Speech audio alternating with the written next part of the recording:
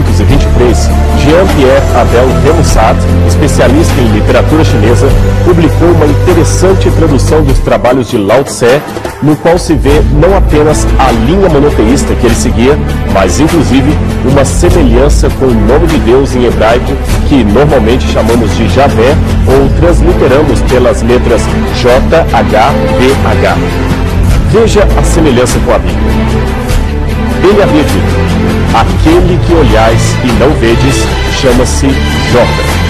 O que escutais e não ouvis, chama-se H. O que vossa mão busca e não pode tocar, chama-se V. São três seres incompreensíveis, que não formam mais do que um. O primeiro não é mais brilhante, o último não é mais escuro.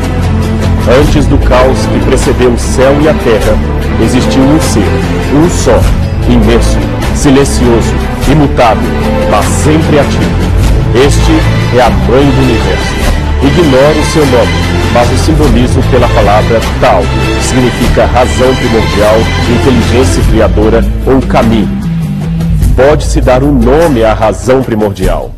O próprio nome do povo contém o nome do pai, que é Yalro, que é o tetragrama. O nome da cidade contém o nome do pai, não é? O nome de Yalrodá, onde botaram para Judá, não é Judá, é Yalrodá, tá certo? Tudo contém o nome do pai. Yalro é o tetragrama, é o nome do pai, e Shua é o prefixo de salvação. Mas como é o nome de Jesus Cristo? Yalro.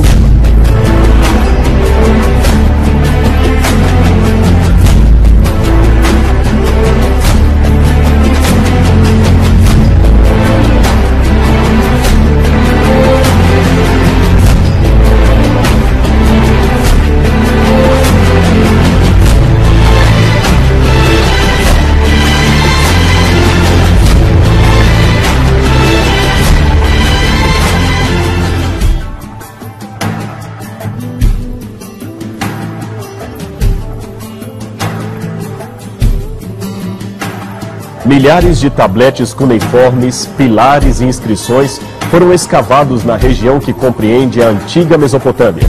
Eram recibos, cartas, leis, documentos de propriedade, etc. Alguns tinham por conteúdo listas genealógicas e histórias tradicionais sobre os primórdios da humanidade. Ao avaliá-los, qual não foi a surpresa dos arqueólogos ao perceberem que muitos traziam semelhanças bastante acentuadas com o que seria posteriormente escrito na Bíblia.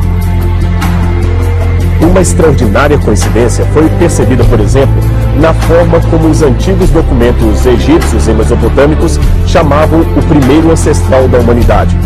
A grafia do seu nome variava entre Adamu, Adime, Adapa, Alulim, Alorus, Atam, Admuzi e outros. Ora, não seria razoável supor que todas estas formas constituiriam variações ortográficas do mesmo nome Adão?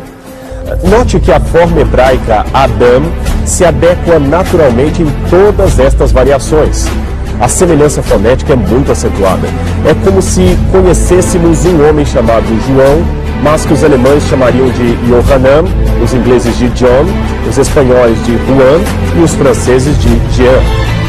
Apesar das diferenças idiomáticas, existe uma raiz temática que permanece em todas as formas de escrita ou pronúncia daquele nome.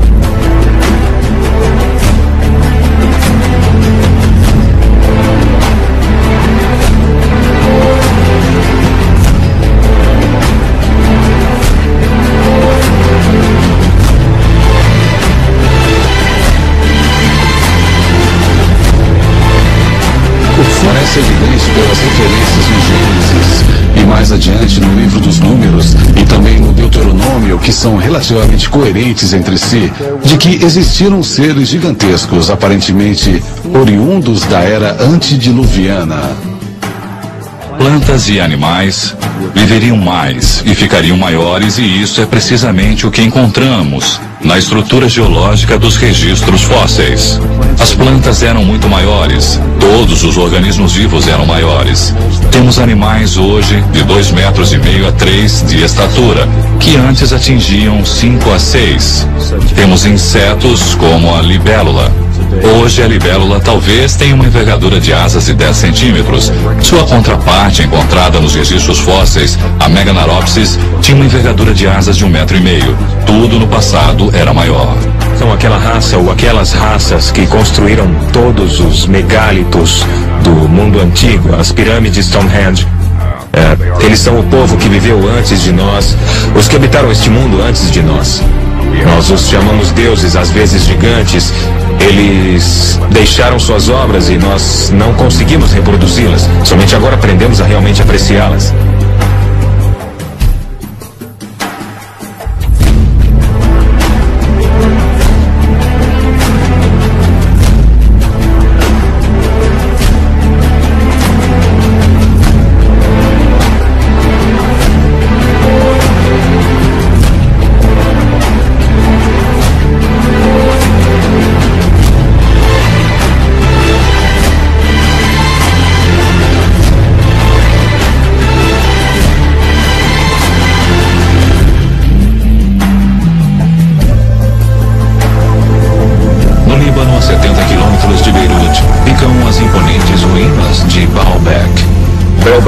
Baalbek, em particular, é um ótimo exemplo. É onde estão os trilitons, as maiores pedras do mundo já usadas em construção.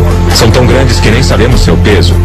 Essas pedras foram cortadas e deslocadas 8 quilômetros, erguidas 8 a 9 metros no ar e assentadas tão juntas que não podemos enfiar uma lâmina de barbear ou um pedaço de papel entre elas. Não sabemos como fizeram isto. Não existe guindaste capaz de erguer pesos como daquelas pedras.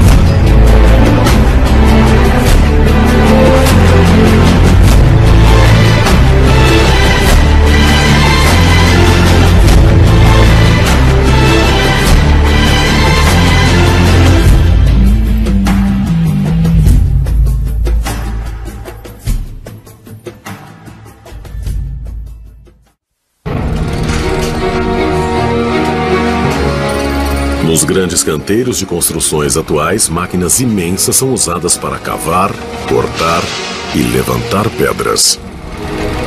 Essas máquinas superam seus criadores e fazem o trabalho de milhares de homens com tecnologias hidráulicas modernas. Sem esses equipamentos, os arranha-céus modernos nunca teriam sido construídos. Porém, milhares de anos atrás, as civilizações antigas realizavam o mesmo trabalho na construção de monumentos e templos, com pedras enormes. Esses imensos blocos, alguns pesando mais de 100 toneladas, seriam um desafio para os engenheiros atuais. E mesmo assim, milhares de anos atrás, as pessoas os cortaram na rocha sólida, os transportaram por quilômetros e os levantaram no local exato. Como? Será que cortaram esses enormes blocos de pedra com martelos, cinzéis e fios de cobre, como muitos arqueólogos sugerem? Poderiam tê-los levantado e transportado sem um sistema de polias ou sem rodas? Será que as civilizações antigas tinham tecnologias avançadas que a ciência ainda desconhece?